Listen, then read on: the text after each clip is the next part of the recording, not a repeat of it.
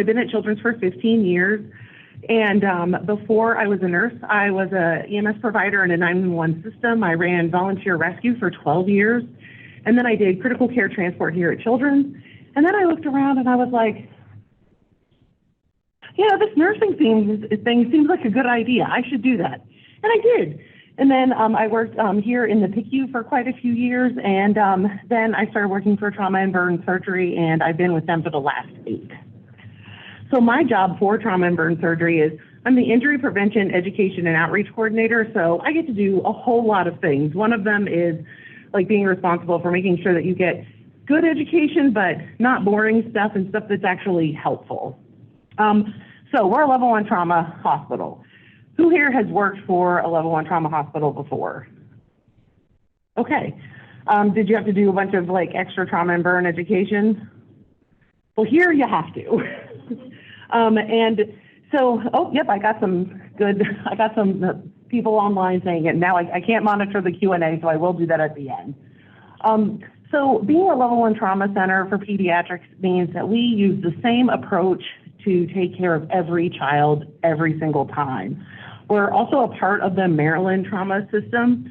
So about 50% of our patients are actually coming from Maryland.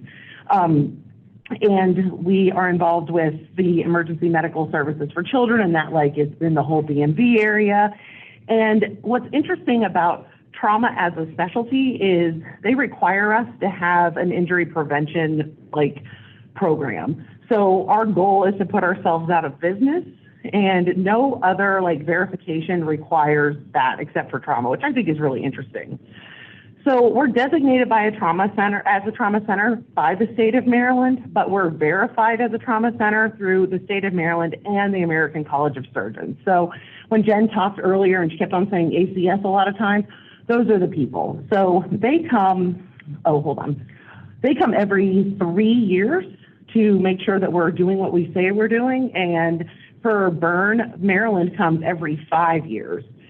So there is this massive gray book, and it has a lot of lists of all these different things that we have to have in order to be a trauma center. I'm not going to read them all, but the point of this is to show you that there's a lot of things that we have to have and prove we have and use appropriately to be a trauma center.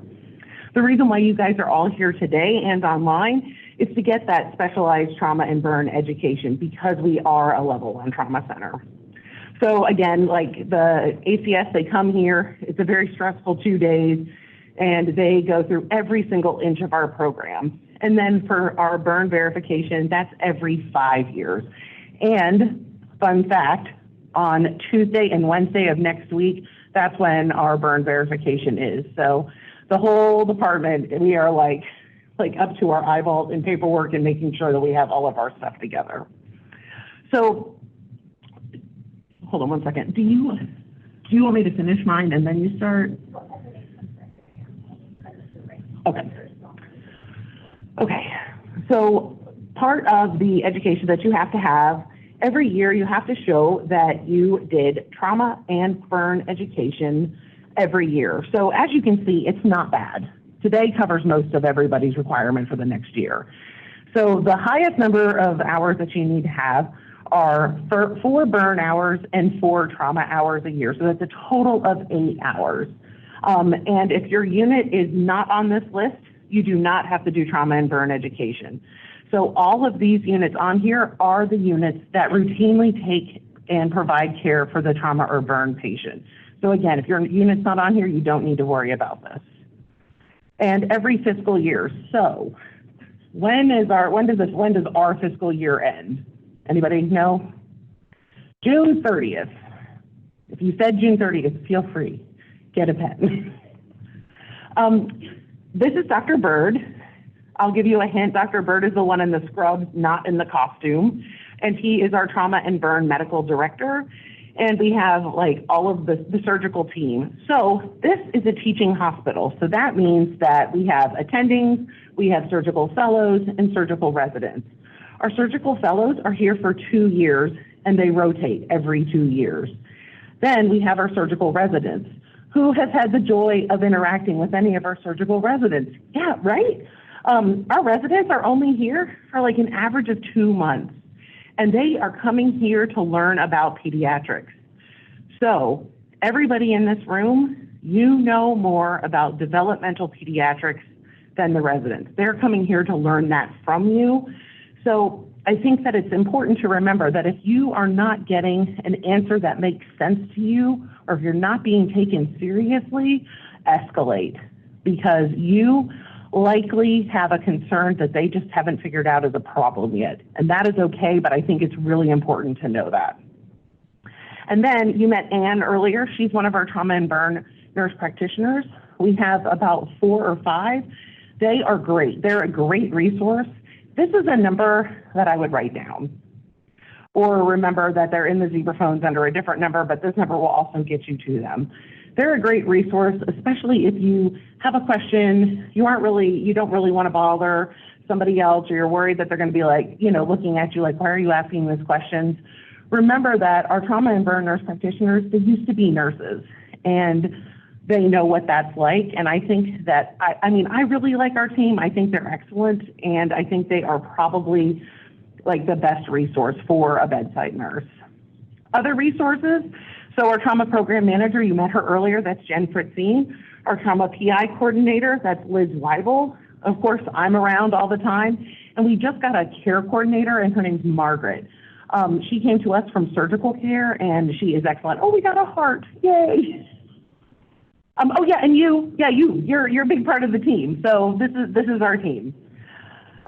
So talking about like trauma as a continuum and like start to finish, I think it's good to know like where are our patients coming from. So I told you earlier, like 50% of our patients come from Maryland, the other 50% come from DC.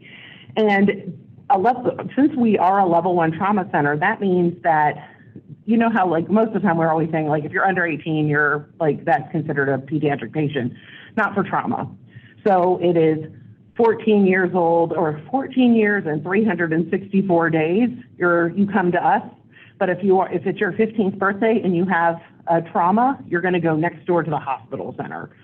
And then if you are at an outside hospital, that's under 18 years of age. So that's kind of the breakdown of the ages of the patients that come to us.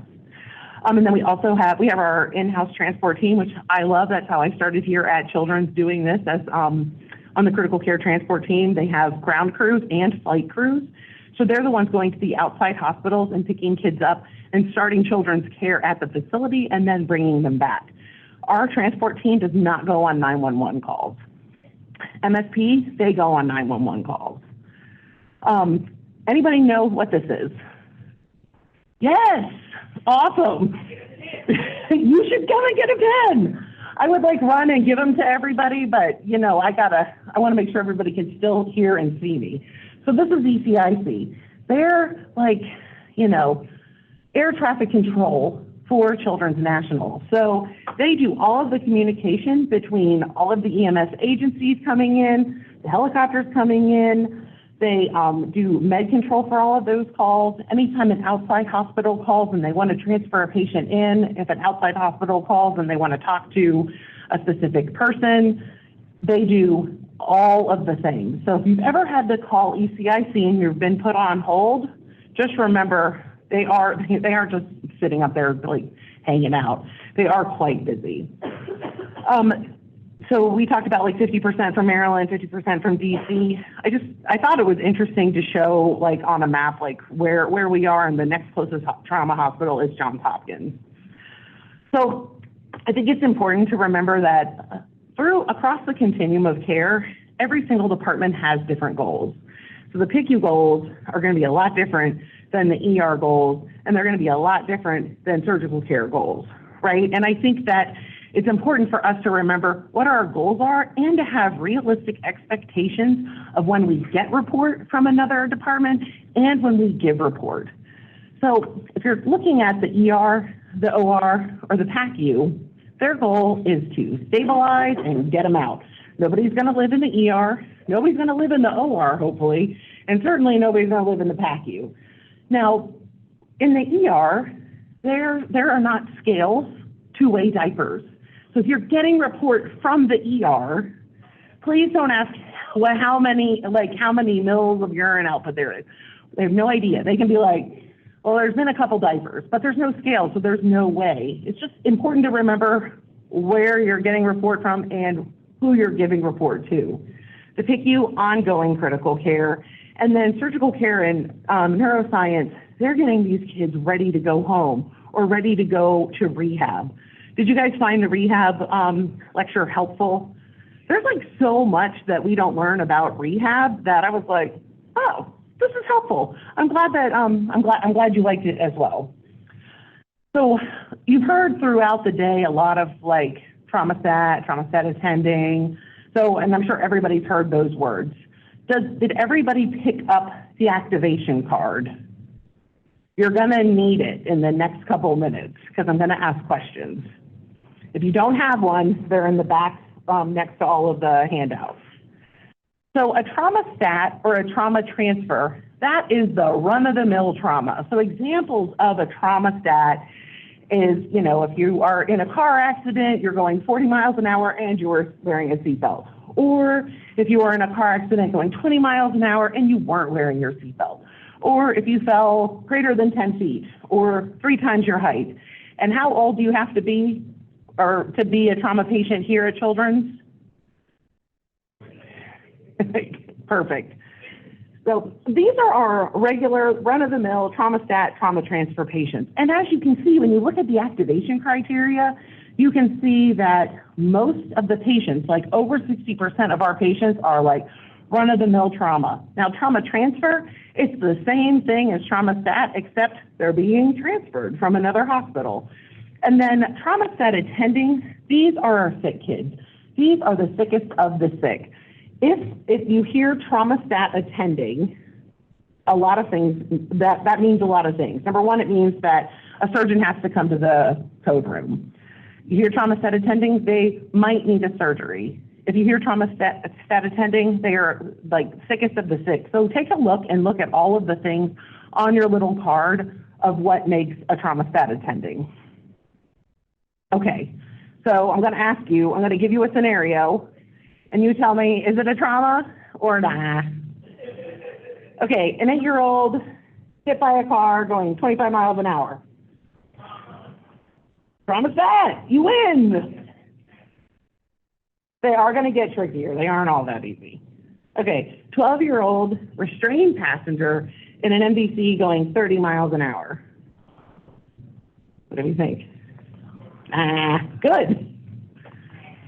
Okay, a 2-year-old with a partial thickness burn of 12%.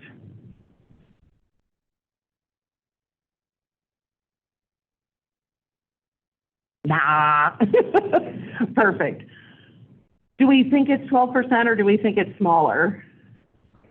Probably smaller, but we always base it off of what they say, but it's probably smaller. How about a 6-year-old stabbing to the right shoulder and the bleeding is controlled?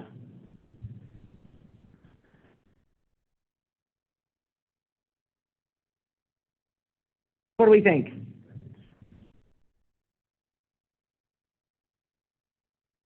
What about a trauma stat attending? Yeah, so this is a trauma stat attending because that stab wound is in the t-shirt boxer shorts area. So if you get stabbed in the shoulder, what's near the shoulder? Yeah, and our lungs, you know, they might need a chest tube, surgical intervention. So sometimes, like if you can't remember like what's on this card or you don't have the card with you, if you think, wow, would they need a surgery for this? Would they probably need a surgical intervention? It's likely a trauma stat attending. How about a 4-year-old ped struck?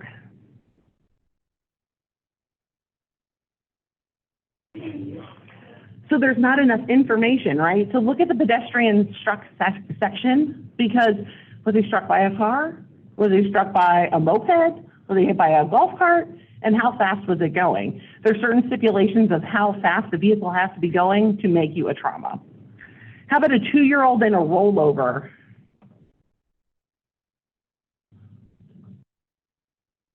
Like a rollover car accident, the car like rollover. No. So no, like they're in the car and the car was rolling. It does happen. It does happen. It absolutely happens. So about 20 years ago, just the word rollover would mean it was a trauma. But they've done so much with the engineering and designing of cars now that the cage inside the car is so much better that the word rollover doesn't always mean a trauma. So you would need more information, like, were they in the car that rolled over? Did the car roll over them? How fast was the car going? Is there significant intrusion? So these can get tricky. Okay, and a 13-year-old gunshot wounds to both of his feet.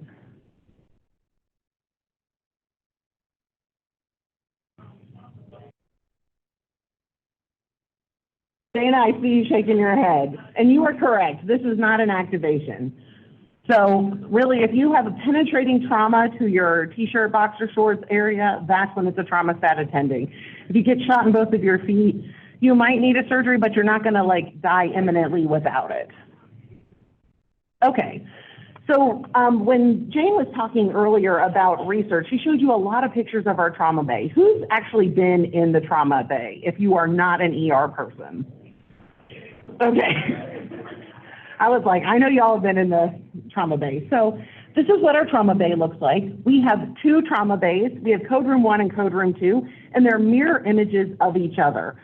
The code room has one bed like right in the middle, and then they have one like adjacent to it. And so that means that we can do like 4 major traumas at about the same time. Now, one thing I want you to look at this, so you learned like where all of the fancy research stuff was earlier, but when you look at this, do you see the big circle on the floor? So that's the patient care area. Everybody who's going to be doing stuff with the patient, they're going to be in that circle area. And then do you see the black line? That is everybody who is managing the care, so that person holding the checklist, the ED attending, the surgeon, they are standing behind that line so they can get a good view of the patient and the room when they're making decisions. And this is a list of who's in the inner core team, so that's in the circle, and then who's in the outer core team, that's behind the black line. And then here, I have a picture with everything kind of labeled of like who's in the room and where do they stand. And every single time we have a trauma, everybody stands in the same place every single time.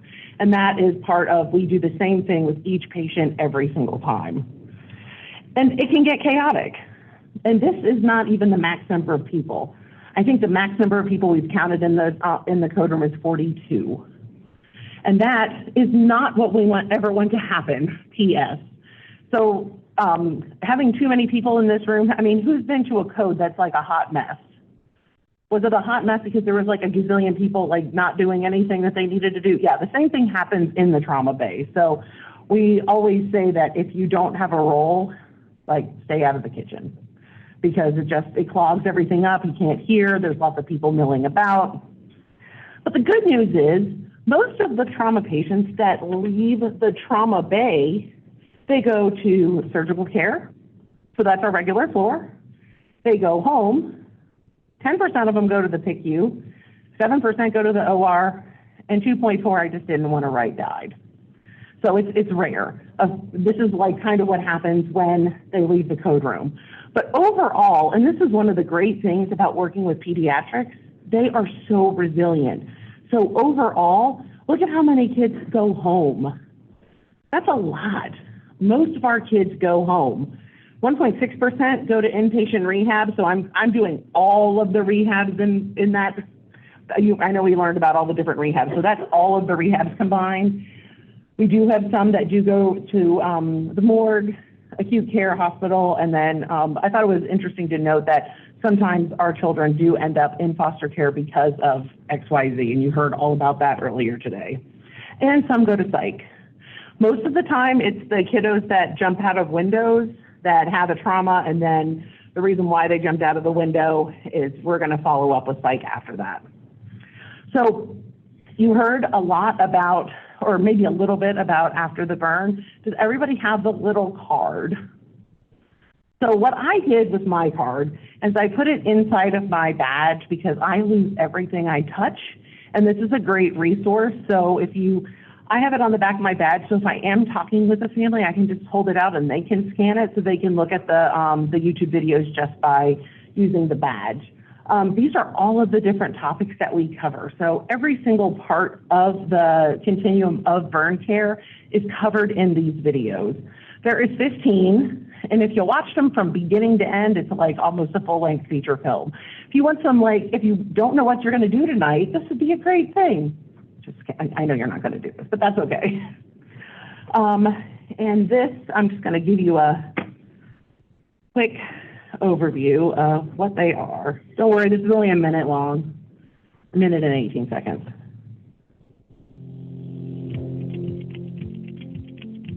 When your child gets a burn, the first step is to remain calm. Even small burns can be very painful. Based on the depth and surface area of the burn, you may take several paths to treatment. We work hard to make sure your child receives the best possible medical care while you're here. And part of that process is making sure that the atmosphere in the room is comfortable for you and your child so that recovery and treatment can go as well as possible. Burn Clinic at Children's National Health System will oversee your child's care as they continue to heal. You may meet with members of our physical therapy and occupational therapy team if your child has an injury that is affecting their function in any way. You may also meet with our child psychologist, who is there to support you and your child's emotional well-being. We will provide you with most of the materials you will need to continue the treatment at home successfully. So that's just a little bit of each video to kind of show you like what's available.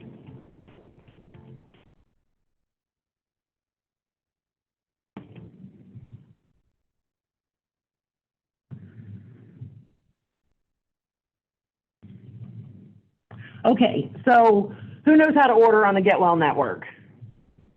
Okay, so it's not something that everybody does. And ER, I know, you do, that's why we have the little cards.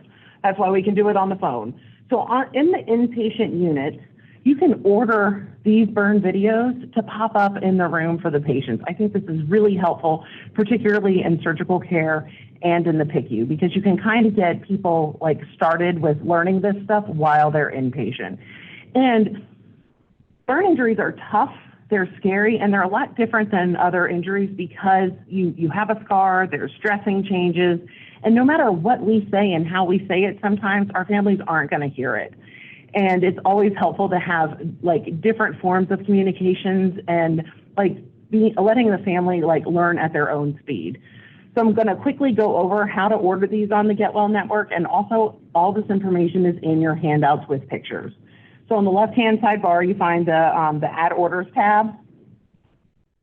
Then you're going to click the Add Orders, and then you're going to search. So you'll type in GWN. So GWN is Get Well Network, and then like -burn, and then all of the different videos will come up.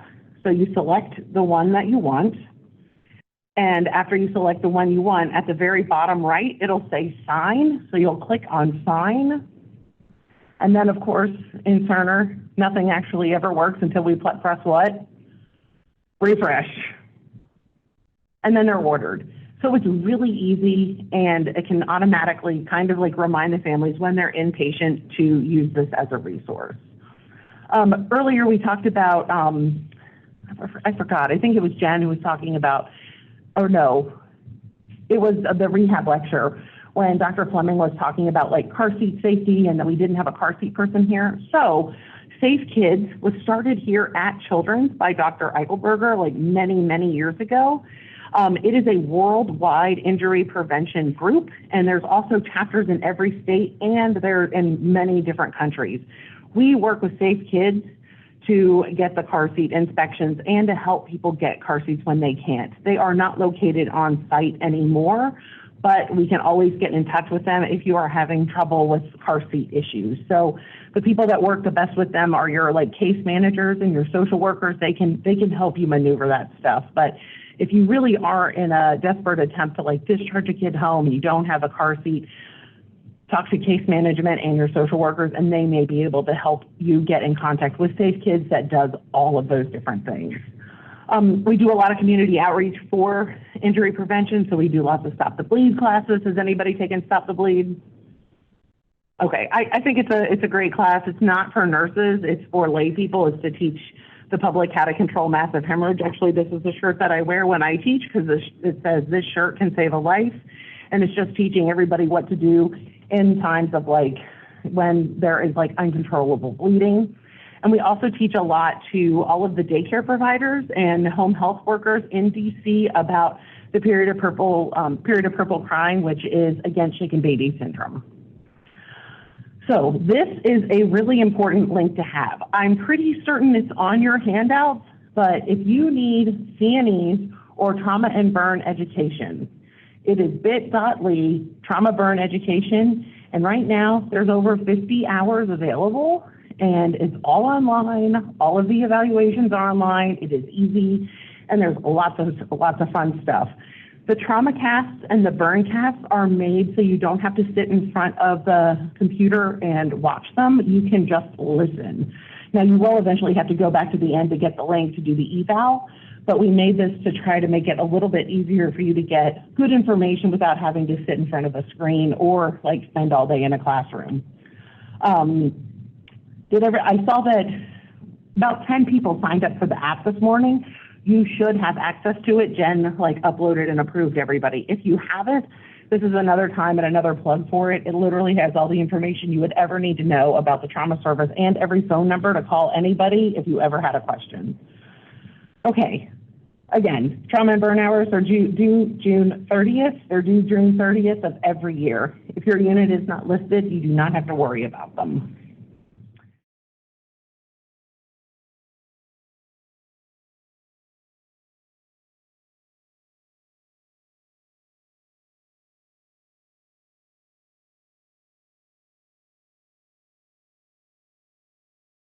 And any time that you do a evaluation for anything in trauma, it's going to look like this. So I want to make sure everybody knows what to expect.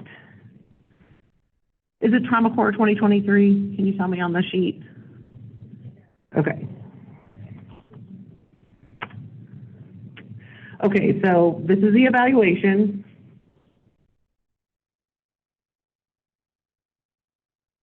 So the first thing, of course, you did all of the things.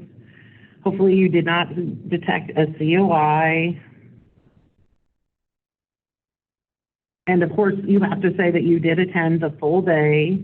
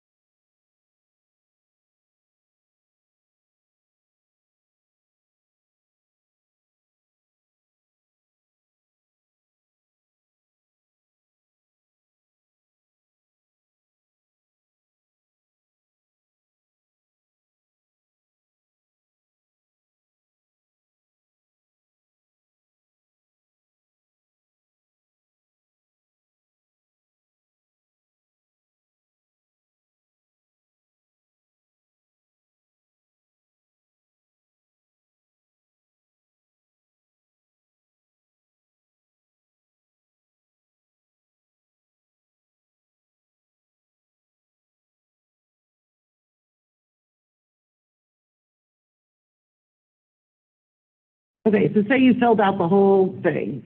Then you press submit. When you press, and if you don't do it, it'll tell you. So you press submit, and then you get to the CNE. So this is your CNE. So you're going to type in your name. So today, my name is going to be Trauma Bear. And this says that you went to Trauma Core, you got 7.5 hours, 7.5 trauma, 3.25 burn. And then I'm going to press submit. Okay, so this is the one thing I want everybody to watch and look up. I am pressing submit. And this is, thank you, your submission has been received. Don't stop here. This is where you can download your CNE. This is important because what you're going to do is you're going to press submit and then you're going to move on. And then when when they're like, did you do your trauma and burn hours? You're going to be like, I don't have my certificate. So you click on download PDF. Watch how long it takes to download. It takes like 15 seconds, so I don't want you to think it didn't do it because it does, it just takes a while. So I clicked on download. And then once it downloads, then you can click on your download and then you can save this.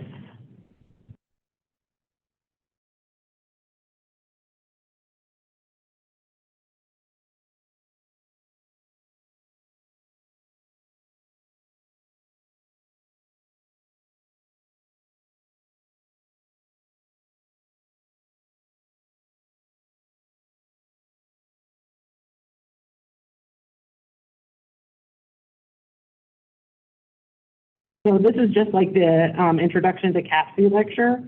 So see this part where it says, what is the verifying word? If you don't write the word that's embedded in the lecture, you'll never get to the CNE place. So if you don't get directed right to the CNE, if it asks for a verifying word, you didn't get the word right. So the word is always embedded in the lecture. It's not said, it's always at the bottom of the screen. A lot of times people will say, I can't get my evaluation, and it's because they didn't watch it and they didn't get the verifying word. This was not my decision to make people find this word, but you know, that's what we have to do.